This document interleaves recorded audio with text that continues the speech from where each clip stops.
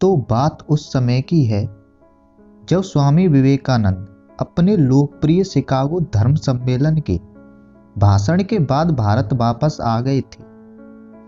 अब उनकी चर्चा विश्व के हर देश में हो रही थी। सब लोग उन्हें जानने लगे थे। स्वामी जी भारत वापस आकर अपने स्वभाव अनुरूप भ्रमण कर रहे थे। इस समय वे हिमालय और इसके आसपास के क्षेत्रों में थे। एक दिन वो घूमते घूमते एक नदी के किनारे आ गए। वहां उन्होंने देखा कि एक नाव है, पर वह किनारा छोड़ चुकी है। तब वे नाव के वापस आने के इंतजार में वहीं किनारे पर बैठ गए। एक साधु वहां से गुजर रहा था।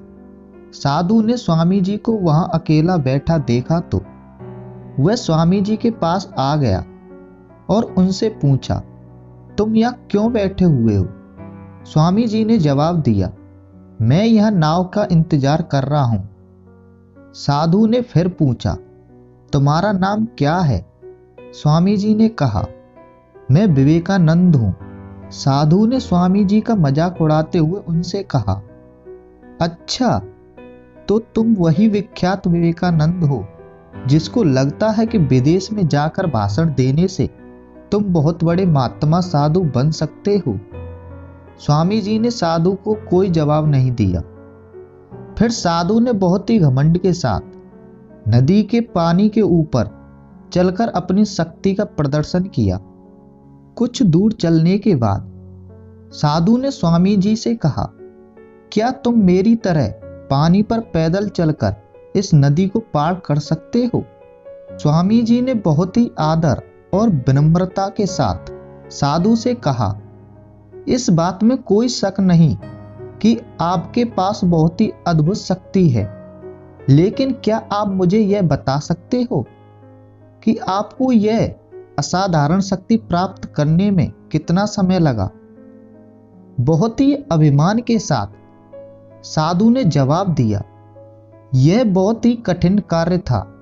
मैंने 20 सालों की कठिन तपस्या और साधना के बाद यह महान शक्ति प्राप्त की है। साधु का यह बताने का अंदाज बहुत ही अहंकार भरा था। यह देखकर स्वामी जी बहुत शांत स्वर में बोले, आपने अपनी जिंदगी के 20 साल ऐसी विद्या सीखने में बर्बाद कर दिए जो काम एक नाव 5 मिनट में कर सकती है। आप ये 20 साल निर्धन बेसहारा गरीबों की सेवा में लगा सकते थे, या अपने ज्ञान और शक्ति का प्रयोग देश और देशवासियों की प्रगति में लगा सकते थे, परंतु आपने अपने 20 साल सिर्फ 5 मिनट बचाने के लिए व्यर्थ कर दिए। ये कोई बुद्धिमानी नहीं है। साधु सिर झुकाए खड़े रह गए और स्वामी जी नाव में बैठकर नदी के दूसरे किनारे चले गए।